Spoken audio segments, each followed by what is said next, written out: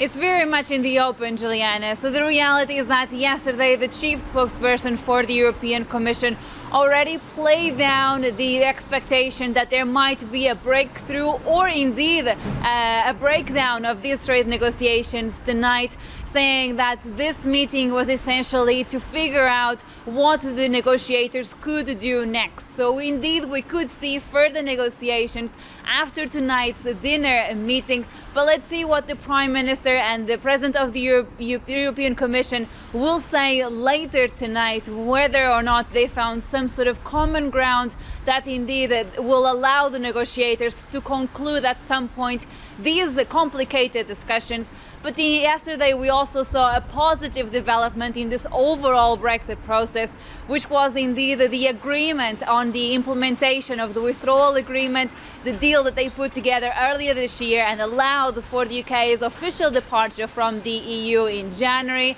Now the UK government is saying that it is dropping those controversial clauses in the internal market bill. So that is indeed a welcome development in this overall process, because without that there wouldn't be a trade deal. So now that stumbling block is fixed, is resolved for now, but that does not mean that there will be some sort of trade agreement in the coming days. The chief negotiator from the EU, Michel Barnier, told the European Affairs Ministers yesterday that the EU will keep fighting to have a trade deal with the UK, but of course time is running out. And the reason why this is so complicated, the reason why this is taking so long, is because this is the first time ever that the EU is negotiating a trade deal where both parties are diverging from the current set of rules and standards that they have right now. This is why this is so complicated, because usually in trade deals what happens is you have both sides trying to find some common ground